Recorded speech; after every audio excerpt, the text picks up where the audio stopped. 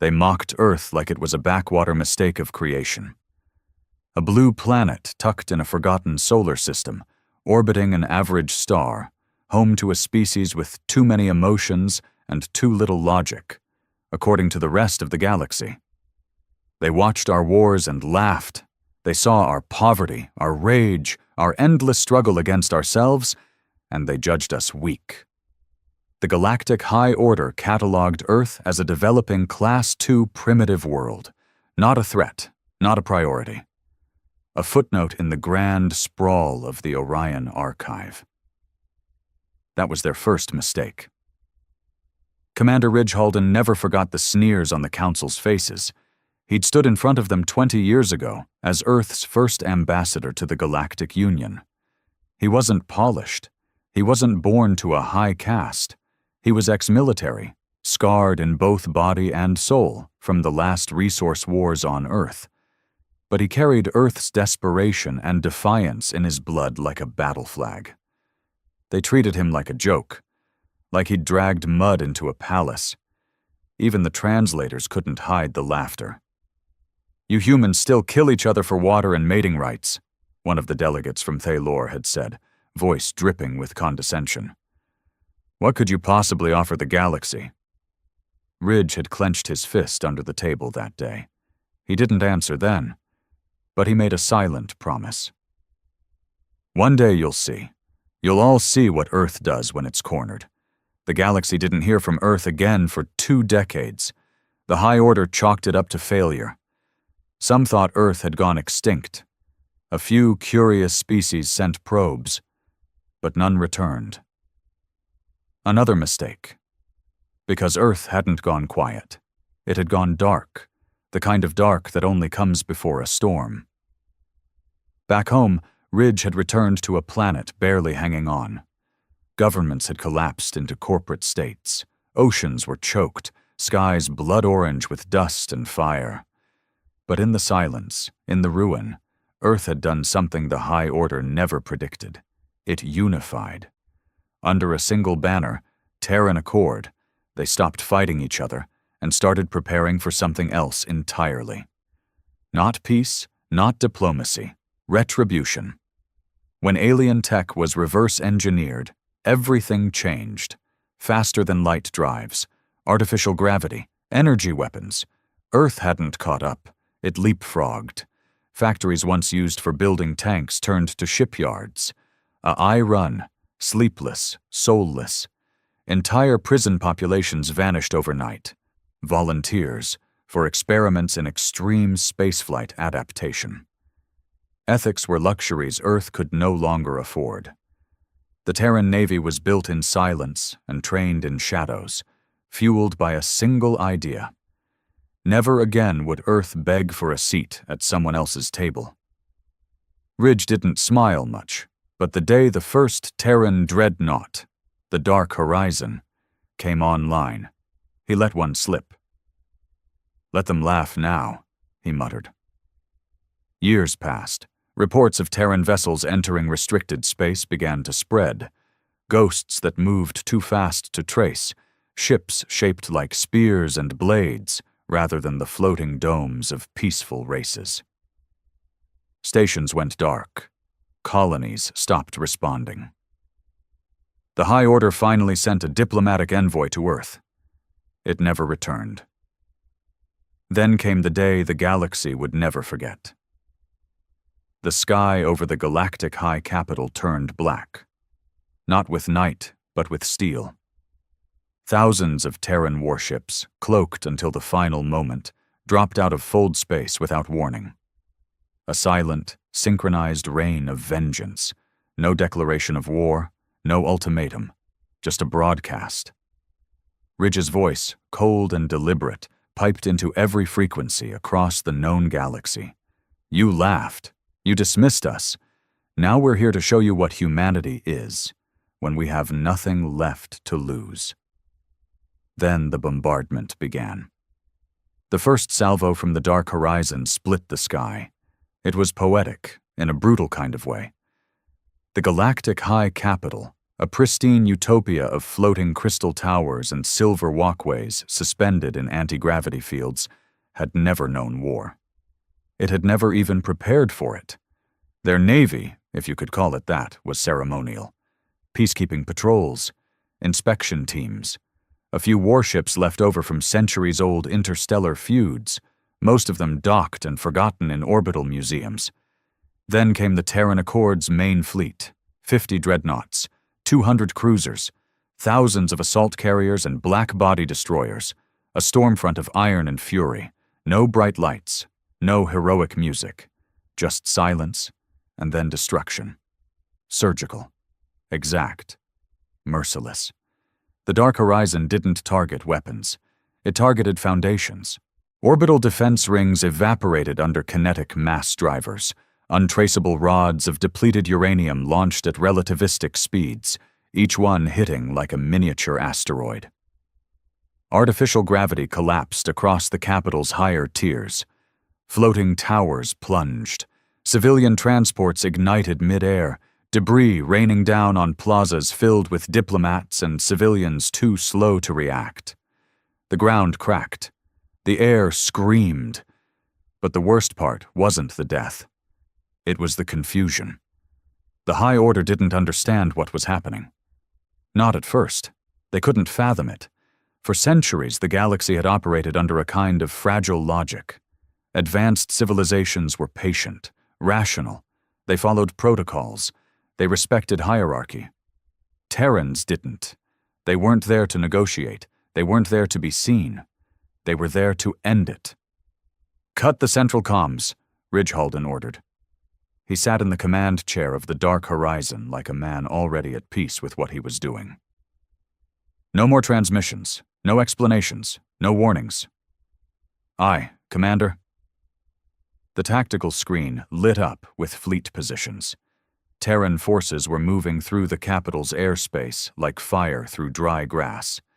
Dozens of strike pods had launched from low orbit, coated in stealth polymer, invisible to radar, and packed with Earth's finest drop marines. No uniforms, no flashy armor, just matte black exosuits, high-gravity muscles enhanced through blood serums and pain.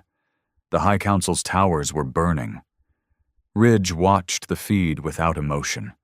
They had laughed at Earth, called it savage, primitive, an infection.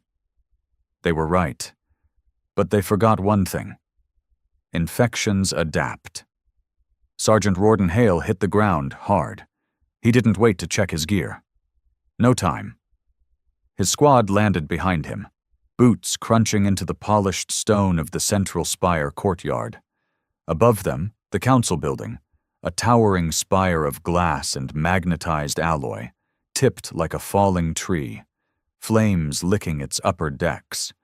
They moved in silence, not out of discipline, out of hatred. Each of them had a reason. Families starved during the Earth Purge, cities wiped out by alien peacekeepers who intervened in civil unrest with orbital weapons. Children dissected in unauthorized Thai-lore experiments. History that was never recorded. Apologies never made. Hale kicked in the front entrance. No alarms, just panic. Alien guards tried to form a line. They were elegant, thin-limbed species with plasma staffs and ceremonial armor. Beautiful to look at. Useless in real war. Hale raised his repeater rifle. He didn't fire once. He fired until the clip melted.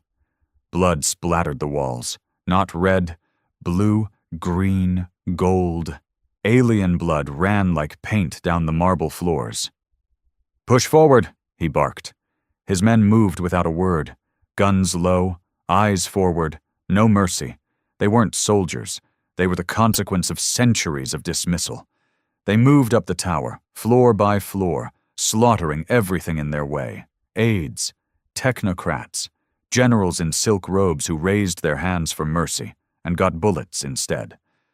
The hallway echoed with screams, not from pain, from realization. The galaxy was witnessing a truth it had refused to see. Humanity was not broken. It was focused. In orbit, the Terran fleet fanned out, not to occupy, Not to capture, to dismantle. Entire databanks of galactic archives were hijacked, copied, then erased. Terraforming control systems were overloaded. Starport reactors were set to melt down on a slow countdown. Enough time for the fleet to pull back, but not enough for the capital to survive. "This is war crime territory, Ridge," said his second-in-command, Captain Bren Talek. This ain't liberation." Ridge didn't even look at him. "It's justice." Talek didn't argue again. On Earth, Ridge's daughter had died in a refugee camp because alien biotech wasn't authorized for human genetics. Ridge's wife had been denied medical transport off-world because the Thaylor courts didn't recognize Terran sovereignty. He'd pleaded, filed petitions, gone through every legal channel the High Order had offered. It had bought him 2 funerals. The galaxy had wrapped cruelty in diplomacy. So Ridge returned cruelty in steel. Counselor Draven Minth crawled through the rubble of his once pristine chamber. He was bleeding. Several of his arms were broken. He couldn't tell how many. The room stank of smoke and carbonized flesh. Screams echoed from lower levels. He'd never seen real violence. He didn't know how to process it. A human soldier stepped through the shattered doors. Broad, scarred, his armor hummed with energy. His eyes weren't angry. They were done. "Please," Draven wheezed. We didn't know. If we had understood." The soldier raised a small device. A projector. A voice filled the room. Ridge's voice, pre-recorded. "This is not about you personally. This is not about species or culture. This is about what happens when you mock pain, when you mistake restraint for weakness." The message ended. The soldier didn't shoot. He turned and walked away. Seconds later, the charges planted on the support pillars detonated. The council chamber collapsed. Hours passed. The bombardment slowed. Not because the Terrans were done, because they were efficient. Entire governmental structures had been erased. The High Order's command relay, its economic AI network, its warp gate links, all gone. The galactic high capital was now a smoldering tomb, orbiting a planet that no longer controlled the galaxy. The Terran fleet stayed in low orbit, silent, watching. Messages began to flood in from other systems. Some were threats, others were pleas. Most were silent acknowledgments. Humanity had arrived, and it had come with memory. "Are we staying?" Talek asked, eyes on the tactical feed. Ridge sat back. The dark horizon hummed around him. "No. Why not? We've won. We could take the whole quadrant." Ridge turned his head slowly. "We didn't come to take. We came to show." Talek nodded. He understood now. The message wasn't in conquest. It was in restraint after the wrath. Across the galaxy, news spread. The humans had returned, not as savages, as a force of balance. "You mock Earth again, and next time the sky won't go dark. It will go red." The capital burned for 3 weeks. Even as Terran dreadnoughts vanished into fold space, the ash never settled. Smoke curled through the clouds above the ruins, a choking reminder that the galaxy had changed and couldn't rewind. The High Order's elite fled into bunkers or off-world havens, those lucky enough to survive the first wave. But survival came with a price no one could erase: humiliation. The invincible were now exposed, and it wasn't aliens or beasts that did it. It was humans, the very species they'd mocked like a malformed pet for centuries. Now every planet, every moon, every council outpost whispered one question: what does Earth want next? It wasn't just fear, it was something worse: uncertainty. Planet Rasava, 2 light-years from the high capital, had once been a cultural jewel of the inner rings. It was untouched by war, its cities grown from bioharmonic trees, its skies clean and resonant with weather-controlled melodies. Now it was a vault. A fortress masked as art. Inside the grand chamber of revision, Counselor Thalen Seros sat surrounded by 6 other species, each a remnant of shattered confidence. "What if they strike again?" hissed Orvak Terran, a crusted carapaced elder from the Hernak Syndicate. "We've seen no treaties, no demands, just death. Silent, clinical. Who's next?" "They left," Seros said, his voice cold. "They came to teach a lesson. They taught it. They left." Orvak slammed a claw down. "No species makes war like that unless they plan more." "That's just it," said Laori of the Ven. Her pale skin glistened under the humid glow of the chamber lights. "They didn't make war. Not by our terms. They didn't take slaves. They didn't mine. Didn't claim territory. They erased systems. Then walked away." "And that," Seros said, "terrifies me more." There was silence for a moment. "They're not conquerors. They're correctors." The word hung there, thick as gravity. If they had come to conquer, the Council could rally, build walls, negotiate, bribe. But this was different. Earth had moved through the capital like a virus burning out infection. Then it vanished. It wasn't control Earth wanted, it was respect, and they'd take it in blood if denied. Elsewhere, in the ice rings of Kveler, a mercenary warlord watched the capital's collapse through intercepted drone footage. General Korvek, a hybrid brute of Kor lineage, had been carving out war zones along the galactic edge for 2 decades. He prided himself on fearing nothing. But as he watched Terran infantry breach the Council Tower with 0 losses, he felt something crawl up his spine. They didn't fight like soldiers. They fought like men who had already lost everything, and liked it that way. He remembered the stories. Back when Earth was still scorned, a few rogue merchants had whispered of black projects and brutal conditioning camps in Earth's underbelly.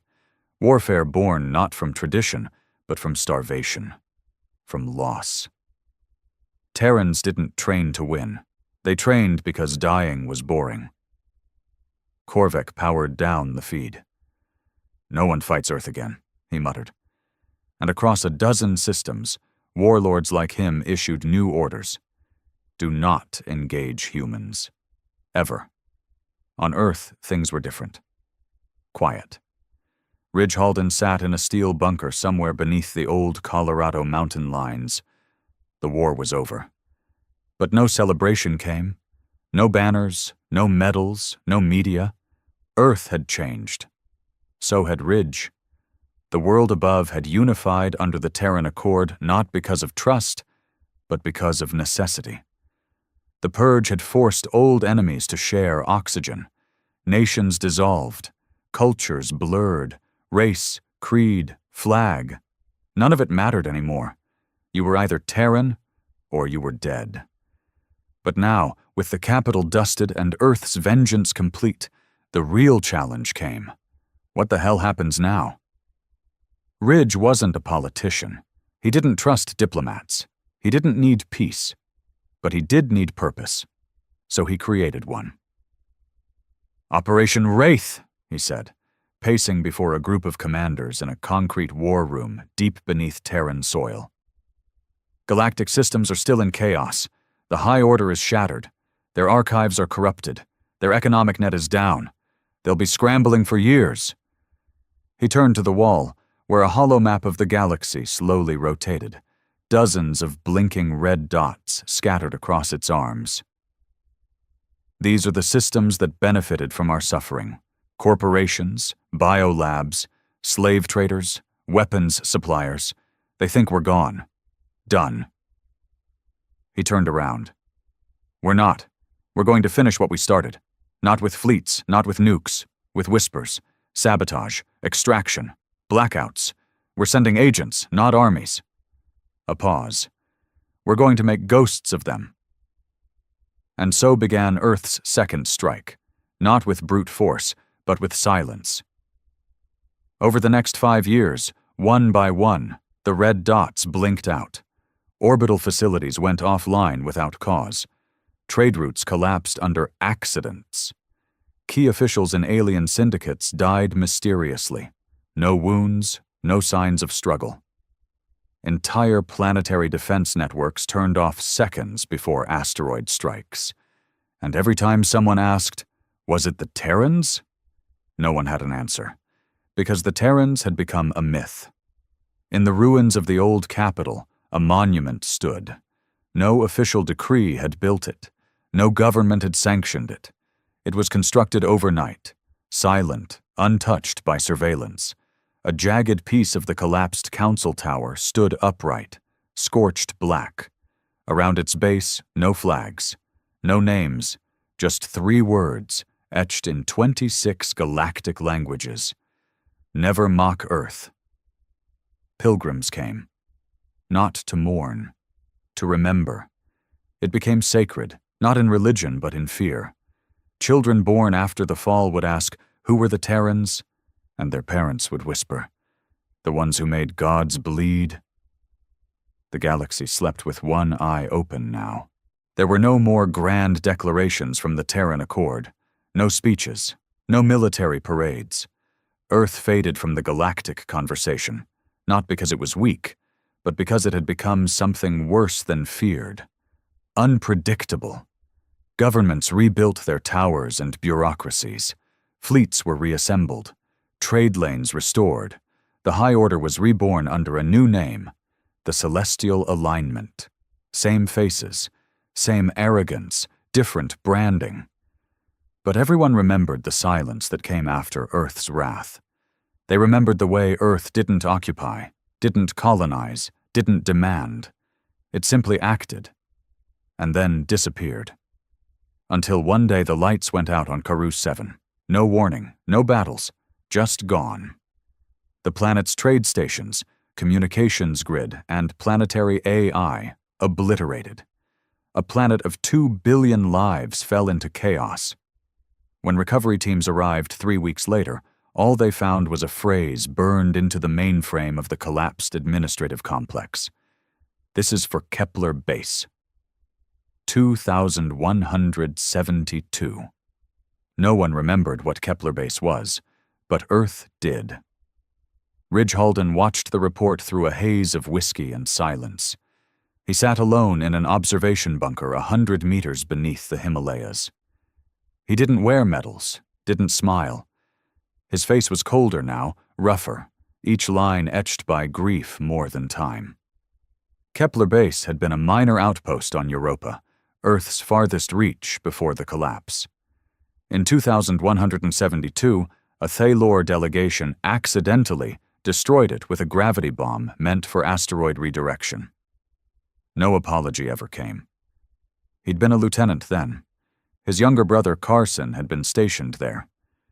Ridge remembered his laugh, his goddamn stubbornness. They buried an empty coffin back then. He watched the silence of Karus 7 now and felt nothing but quiet. This is Wraith's legacy, he muttered. Around the galaxy, similar events began to unfold. A black site gene lab in the Paraxis belt mysteriously imploded during a routine test. A syndicate crime lord, once a known buyer of Terran refugees, died in his sleep. Every one of his security systems bypassed.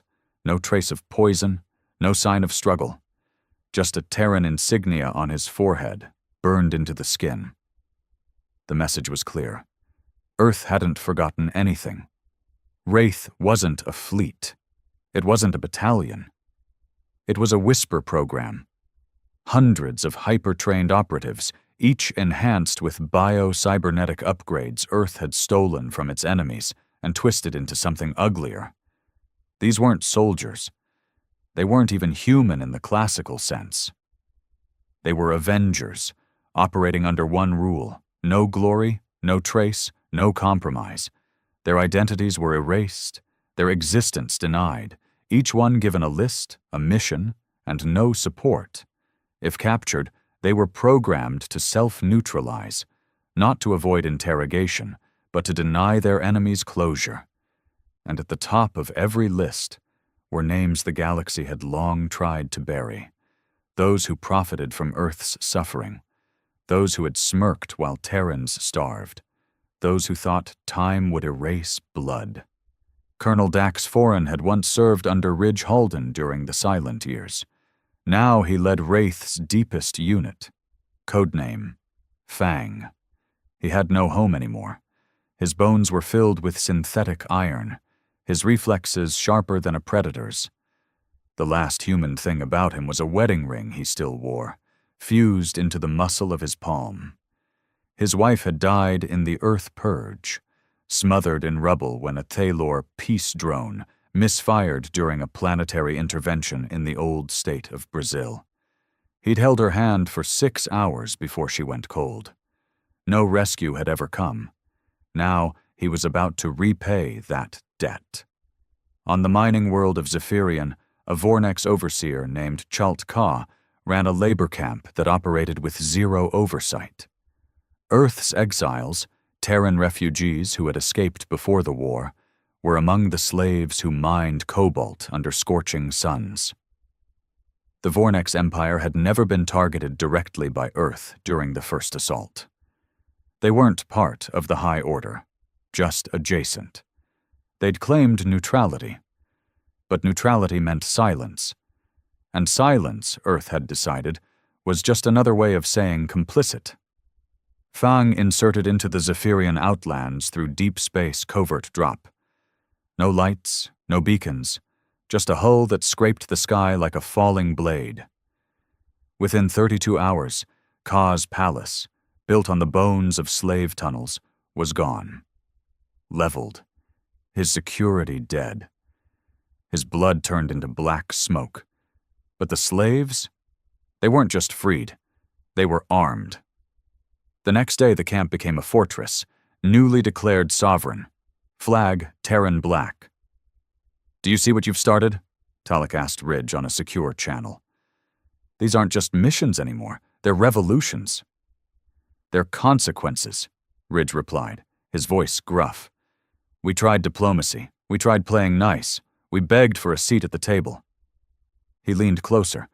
"Now we're building our own table, and they'll crawl to sit at it." Across the stars, patterns emerged. Black market trade crashed. Genetic slavery declined. Illegal Terran bounty rings vanished, all because of Wraith. They didn't just kill the guilty. They unraveled their networks. One data leak at a time, one virus at a time, one knife at a time, and behind every Wraith op, the same calling card. A memory. Nothing was random. Nothing was collateral. Each strike avenged a date, a person, a pain. By the time the Celestial Alignment tried to retaliate, it was too late. They didn't know where Earth was anymore. The Terran Accord had moved its command to the dark side of Saturn's outer orbit, cloaked behind energy barriers and fractal distortion fields. No transmissions, no signals, just void. The next time someone tried to triangulate the Terran source command, their satellites melted mid-transmission. Ridge stood alone one night in the deepest chamber of Terran command. Around him, blackened steel. Maps, names, a list of atrocities Earth hadn't yet repaid. He wasn't smiling. He never did anymore. But there was peace in him now. Not the peace of victory. The peace of balance. Because for the first time in centuries, Earth wasn't fighting to survive. It was watching. And the galaxy knew it. The first shrine appeared on the moon of Televax, hidden beneath the remains of a collapsed mining station. It wasn't built by humans. It was sculpted by the survivors of a Vornex slave revolt. They carved it from Terran scrap metal and bone, twisted into the shape of a faceless armored figure standing tall over a field of dead gods. At its base were no names, just the same phrase burned into every surface: "The sky remembered." Galactic officials dismissed it at first. Just another cult, they said. Another outpost of trauma survivors trying to make sense of terror. But then more shrines appeared. On Delta Prime, The crater of an old battle site bore a stone pillar where Terran boots had once touched ground. Each day, thousands of native citizens laid tokens before it. Weapons, broken chains, blood-soaked fabrics. They didn't pray, they left thanks. For many, the Terrans weren't monsters anymore. They were necessary. The celestial alignment didn't know how to handle it. You couldn't wage war against ghosts, couldn't hold hearings for phantoms, couldn't censor a myth when it was etched in the silence of annihilated systems. The problem wasn't Earth's military strength anymore. It was its moral clarity, the brutal simplicity of its justice. Every target Earth struck had a legacy of atrocity. Documents, survivors, evidence. And so even as the alignment tried to condemn Terran actions, their own populations hesitated. You want to label Earth evil? Fine. But what about the labs they destroyed? What about the slave pits they burned? What about the corrupt syndicates they erased with surgical perfection? Nobody cried for the dead, not even their own kind. Wraith expanded. It was no longer just Earthborn operatives. Volunteers began defecting from other races. Species who'd once looked down on humans now asked to join their ranks. It started with mercenaries. Then it spread to scholars. Even ex-diplomats who had once voted against Earth during the High Order hearings began leaking data, eager to clear their conscience through usefulness. Earth accepted them all, after wiping their minds clean and reconstructing their memories under strict neural filters. You didn't join Wraith. You ceased to exist and became part of it. One of the earliest converts was an ex-political advisor named Vark-Un. A Thalor, no less. He'd once called Ridge Halden a primitive with war fetish obsessions during the pre-war assembly. Now he wore the shadow insignia of Wraith and reported directly to Earth's Psychological Operations Division. His defection was voluntary, his memory wipe surgical. But some fragments bled through. He remembered his brother's cries, burned alive when Earth's orbital strikes caught a fleet he was commanding. He remembered the stench of fear when Terran soldiers cleared the refugee corridors with no expressions on their faces. And deep inside him, he remembered a singular moment of clarity. They were right. Everything Earth had said, everything it warned the galaxy about, the injustice, the blind pride, the systemic decay hiding behind diplomacy. He'd mocked it. And then he'd watched his world fall. He didn't hate the Terrans anymore. He wanted to be one. Meanwhile, the alignment tried to reassert itself. New fleets were commissioned. Propaganda machines worked overtime. Entire education systems were restructured to teach children that Earth was a virus of vengeance. But the fear had already taken root. Commanders second-guessed every deployment. Planets began declaring neutral territories marked with the Terran sigil, a white skull over a shattered star. These weren't declarations of alliance. They were begs for mercy. And Earth allowed it. For now. Ridge watched the reports with grim satisfaction. "You see this?" he told Talek one evening, showing him a spread of newly marked neutral zones across the Orion arm. "We never signed a treaty, never wrote a charter, never asked for diplomacy, and still..." He turned. "They're building a wall around us." Talek stared, unreadable. "And the rest of the galaxy? They're the ones behind it." Back on Earth, something else began to shift. The younger generation, those born after the war, grew up in silence. But it wasn't a silence of shame. It was reverence. Their parents didn't talk about the early days. They didn't need to. The stories were written in the sky. Memorials stood where orbital strikes had once landed. Murals showed Ridge Halden not as a man, but a silhouette, face hidden, eyes glowing, always standing over ruins with a rifle held low and steady. In classrooms, children didn't chant patriotism. They studied targets. They didn't learn peace treaties. They studied justice cases, each one a record of some galactic abuse Earth had repaid in kind. Terran youth weren't raised to be citizens, they were raised to be witnesses. And in the shadows of those witnesses, Wraith found its next wave of recruits. The myth spread further than Ridge ever imagined. Entire species began incorporating Earth into their theology. The Order of Red Memory formed on Ilax, a religion that worshipped the Terran strike as a divine purification. They wore veils over their mouths to symbolize Earth's silence. They burned offerings, not of prayer, but of confessions. Documents, confessions, secrets, all set ablaze in giant Terran-shaped effigies. They didn't beg for Earth's mercy. They begged that Earth would see them as useful. Across the stars, loyalty to Earth became its own currency. But inside Terran Command, Ridge saw the price. He sat alone more often now. Talek had died in a deep-cover operation, not by enemy fire, by suicide, unable to live with the things he had done, the faces he couldn't forget. Wraith had grown too powerful, too autonomous. Even Ridge couldn't control it fully. Now, he had started a fire, and the fire was learning to walk without him. One night, a message came through Wraith's oldest secure channel. No codes, no identifiers, just a text. You made gods bleed. But what happens when they become you? Ridge stared at it for a long time, and for the first time in years, he felt something close to doubt. Had Earth won? Or had it become the thing it once feared? He didn't answer the message. But in the back of his mind, he began building a list, a new one, with Earth's own name at the top. The darkness no longer came from outside. It had rooted itself within.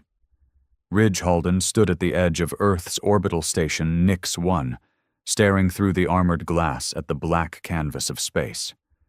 Stars glittered, but they meant nothing now. To Ridge, each one was just another system waiting to remember Earth's pain, or be crushed by it. For years, he had justified everything. The burning of the High Capital, the executions, the silent erasures, the shrines built not by Terrans, but by those Earth had struck. All of it had felt righteous, an eye for a billion eyes, a reckoning. But now, he saw faces instead of facts, the children in burned labs, the scientists whose bodies were found clutching alien texts with Terran bullets in their heads. The growing line of defectors who whispered about Earth not as salvation, but as a new tyranny. Wraith had grown. Too fast. Too far. There were now over 4,000 field agents operating under the Shadow program. Most didn't even know each other's real names. They lived in identities patched together by Earth's bleeding-edge AI, reprogrammed down to muscle memory. They were still striking, still erasing, still eliminating names from ancient blacklists.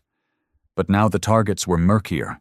No more syndicate bosses or slavers. Now Wraith targeted potential threats. Independent scientists, cultural historians, architects accused of designing non-Terran safe zones. One mission even terminated an interspecies diplomat who had argued for the creation of a neutral education system, simply because his theories questioned the ethics of fear-based peace. And every time Ridge read those reports, he saw his brother's face. Carson, killed because of political apathy, buried under a lie of diplomacy. But now, Ridge wasn't sure what Carson would think of what Earth had become. Earth was still unified under the Terran Accord, but beneath the surface, cracks spread like cancer. Civil unrest, silent protests, whispers of something Ridge thought impossible. Internal resistance. They called themselves the Pale Dawn. Small cells of Terrans, mostly young, who had grown up in the shadow of victory and began to ask, "What are we now?" They weren't pacifists. They respected what Earth had done. but they feared what Earth had become. They didn't fly banners or make speeches. They leaked. Footage of Terran black ops, logs of WRAITH interrogations, testimonies from deprogrammed agents who had been used and discarded once their psychological profiles decayed. Ridge read every leak, not to stop them, but because he needed to see the truth. One entry hit him hardest. Subject 191, Juno. Real name, Marin Thiel. Age at enlistment, 19. Parents killed during orbital strike by alien privateers. Volunteered for Wraith. Completed 23 missions. Final entry, I killed a child today. Target's son. Witness. Orders said no loose ends. I followed protocol. I felt nothing. I feel nothing. I am nothing. Status. Terminated after mental fracture during reintegration. Ridge stared at her face. Young, hollow, familiar. And he wept for the first time in years. He didn't tell anyone. Not Talek's replacement. Not the Accord's civilian council. Not even Wraith Command. But Ridge made a decision. He would dismantle Wraith from the inside. He would end what he started. Not with speeches, not with orders, but the same way Earth had taught the galaxy to remember. Through silence, through precision, through fire. He began with Nix-1. The orbital station was Wraith's newest uplink, home to a server cluster storing access routes to every field agent still active. Security was godlike. Biometric DNA hybrid locks, neural synapse recognition, quantum firewall with predictive blockers. Only Ridge had override access. Only Ridge could shut it down. The plan was simple. Breach the core, corrupt the database, wipe the names, cut the leashes. No more kill orders, no more operatives, just silence. But the moment Ridge entered the core sector, he knew something was wrong. The doors weren't locked. The security was already off. And inside, standing before the pulsing server column, was someone he thought dead. Talek. Or rather, someone wearing Talek's face. "Hello, Ridge," the figure said, voice calm, steady, just like he remembered. "You died," Ridge said quietly, eyes narrowing. "Number I was reborn." "What the hell is this?" Talek's doppelganger turned, arms at his sides. "I saw what Wraith became. I saw the fear, and I realized Earth had finally become the galaxy's god." "You think that's a good thing?" "I think it's inevitable. You started it, Ridge. Now step back. Let it finish." Ridge stepped forward. "No." The fight wasn't cinematic. It was fast, brutal, efficient. Ridge didn't need fancy moves, just muscle memory, instinct, and decades of buried rage. He put Talek's clone down with 3 precise strikes. But even as the body collapsed, the core screen flared with red light. A countdown, security breach, lockout in progress. And Ridge understood. This wasn't just about him. Wraith had predicted this, prepared for it. Talek wasn't a person, he was a fail-safe. And Ridge had just triggered the last defense. He had 5 minutes. He uploaded a virus, code he'd written himself before Earth unified. Simple, elegant, devastating. It wouldn't erase Wraith, but it would release the truth. Mission logs, orders, videos, audio, everything, every lie, every execution, every decision that turned Earth from victim to judge to monster. The truth wouldn't redeem them, but it would free them. As the countdown hit 0, Ridge smiled once. Then the room went dark. The leak hit the galaxy like a second war. Billions of files, unfiltered, unedited, real. Entire civilizations paused. They saw not just Earth's wrath, but its rot. They saw agents breaking, children trained for death, civilian targets marked expendable for psychological reinforcement. Shrines were abandoned, worship turned to horror. The myth cracked. The fear remained. But so did something else. Doubt. The truth didn't set the galaxy free, it set it on fire. In the days following the leak, now simply called the Purge dossier, governments reeled, news networks collapsed under the weight of unscheduled broadcasts, military alliances severed ties, economies crashed. On every major world, holograms of wraith killcams and logs from Earth's deepest vaults played in endless loops. Citizens who once feared Terran vengeance now saw the cost. And some began asking dangerous questions. What happens when the righteous become the tyrants?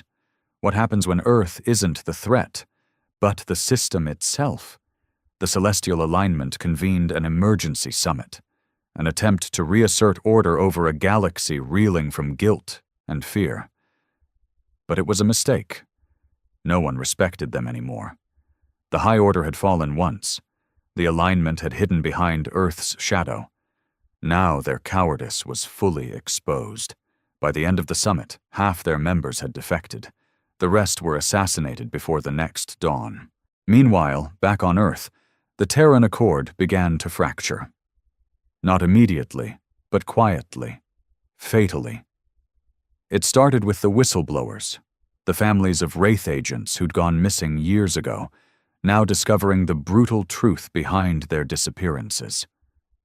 Then came the survivors, ex-operatives Earth failed to terminate during shutdown. Their minds shattered, their bodies scarred, they came out of hiding and told their stories. Cities that once stood united under a single black banner now simmered with protest. They didn't want to betray Earth. They just wanted Earth to stop lying. General Arlen Trask took command in Ridge Halden's absence. He wasn't a war hero. He was a politician wearing a soldier's jacket. Clean, smooth-voiced, sharp-suited. He didn't cry when the Purge dossier dropped. He didn't apologize. He went live on global broadcast and said 6 words that rewrote Earth's fate forever. Ridge Halden died a traitor. There was silence, then rage, then chaos. Half of Wraith's remaining internal command refused to follow Trask's lead. They'd served Ridge, worshipped him, followed his fury, not his titles. They were the ghosts Ridge built. And now they turned on their makers. Within days, Earth's orbit was fractured by skirmishes between Black Ops vessels loyal to Trask and Shadow Wings still loyal to Halden's legacy. Civilians called it the fracture. It wasn't civil war. It was a reckoning. One voice rose above the others. Not a general, not a leader. A girl, 17 years old, born in the ruins of Johannesburg, orphaned by orbital famine during the early years of Earth's consolidation, raised by a fringe faction of Pale Dawn defectors. Her name was Lyra Cade. Her words were broadcast across stolen frequencies.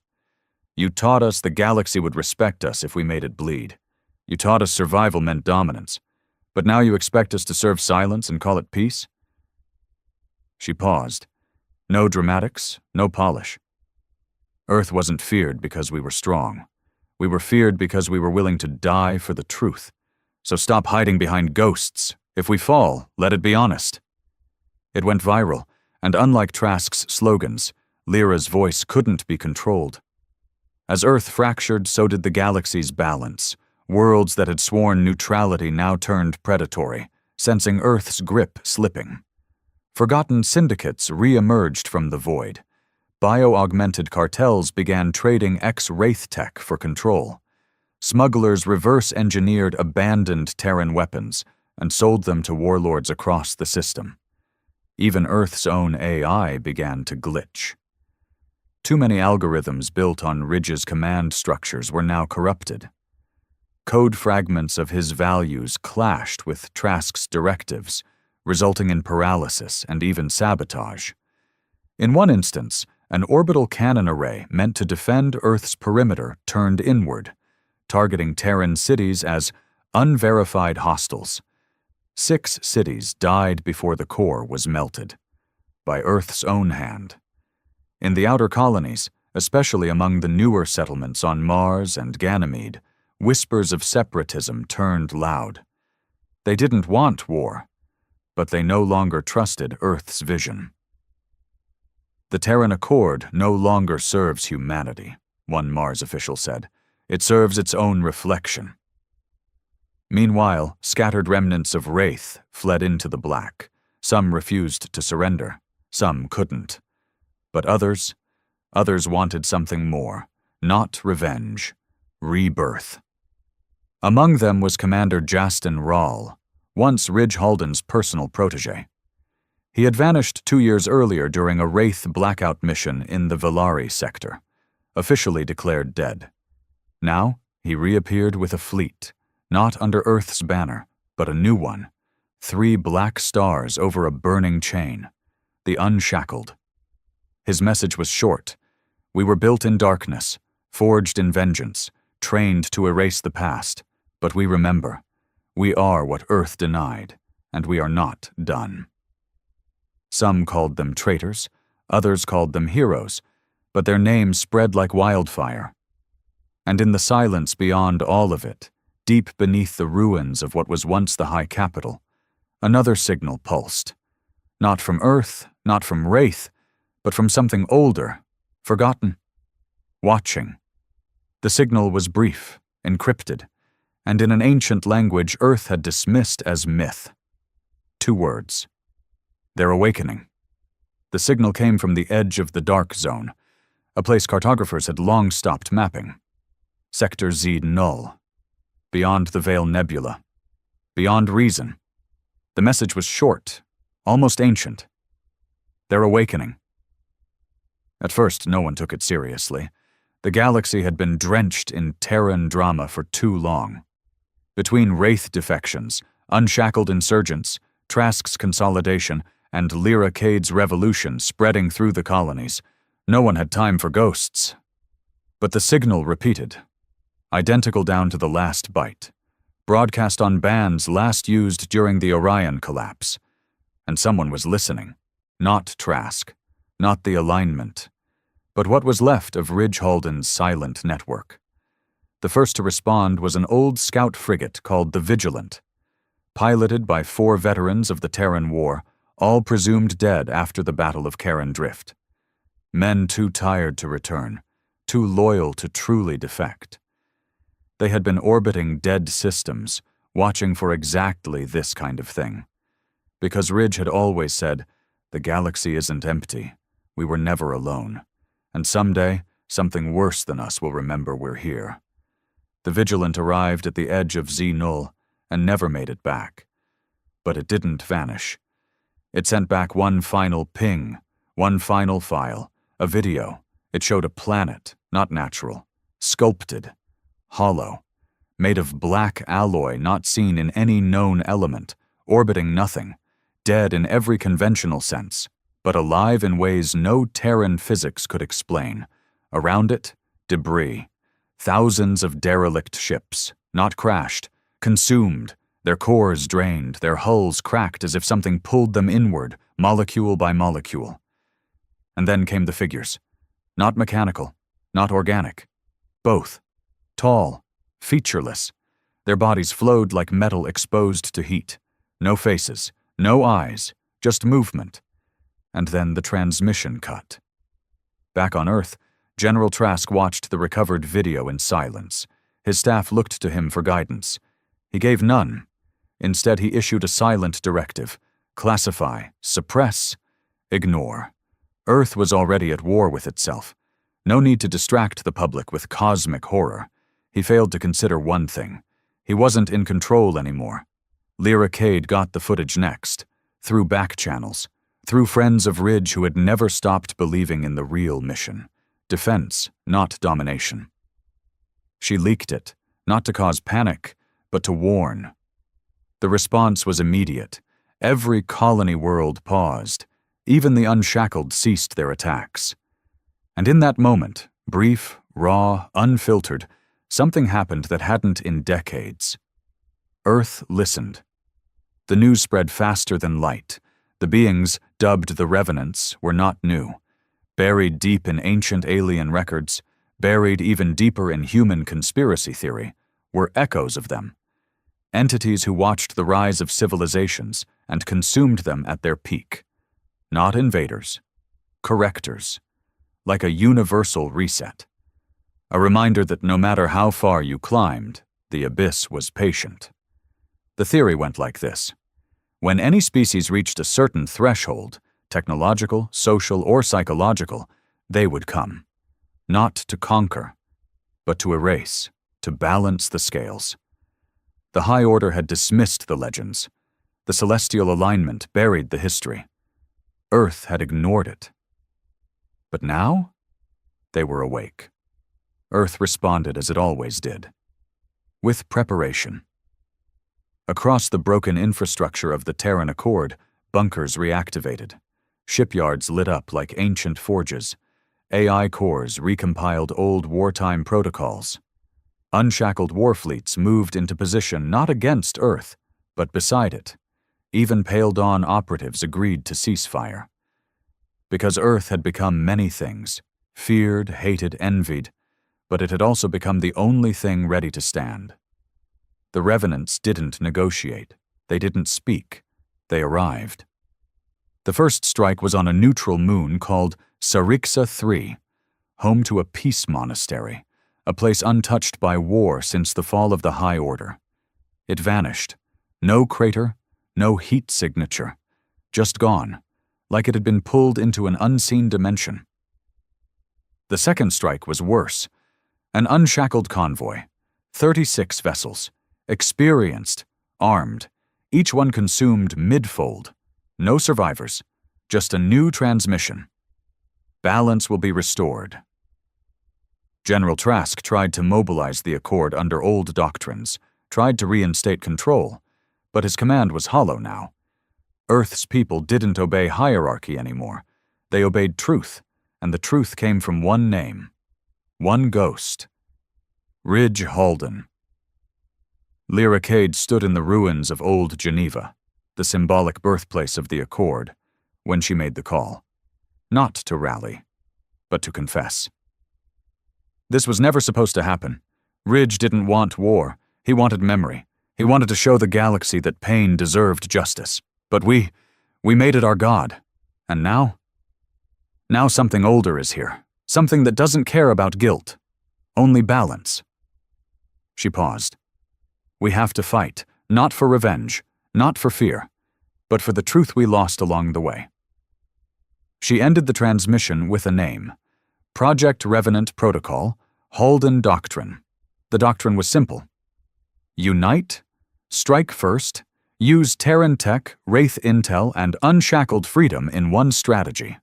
Overwhelm. It wasn't elegant, it wasn't guaranteed, but it was the only plan with hope. The battle began at Zodnul. A coalition fleet, Earth's finest, rogue AI warships, human and alien hybrid units, Wraith remnants, Pale Dawn tacticians, even volunteers from Species Earth had once bombed into dust, because they all knew one thing. If Earth fell now, the galaxy fell with it. The Revenants were worse than anyone imagined. They adapted instantly, fed on energy, twisted ships into living husks. Every time one died, two emerged from its wreck. Earth's weapons barely slowed them, until one man stepped into the fire. Or rather, one ghost. Ridge Halden wasn't dead. His body had been pulled from the ruins of Nix 1 by rogue Wraith loyalists. He'd been broken. Blind in one eye, half his spine replaced with cold-frame steel. But he was alive. And when the Revenants turned the tide, he walked onto the bridge of the Dark Horizon, Earth's first dreadnought, now rusting in low orbit. He took command. No speeches, no cheers. Just one phrase. Let's remind them who we are. The final assault was chaos. Light and metal, eye and rage.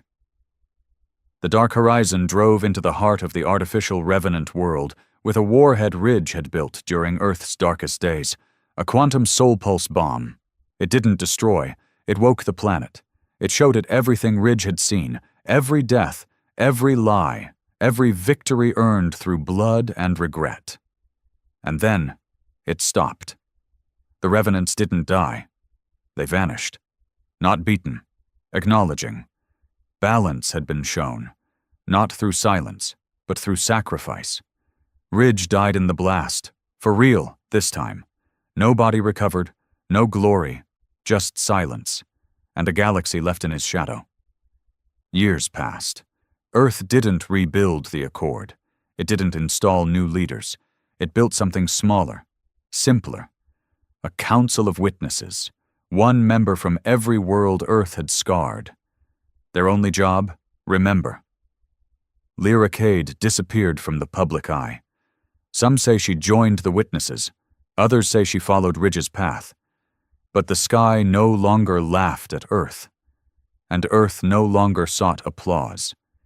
It simply watched and whispered one truth to the stars. Never again.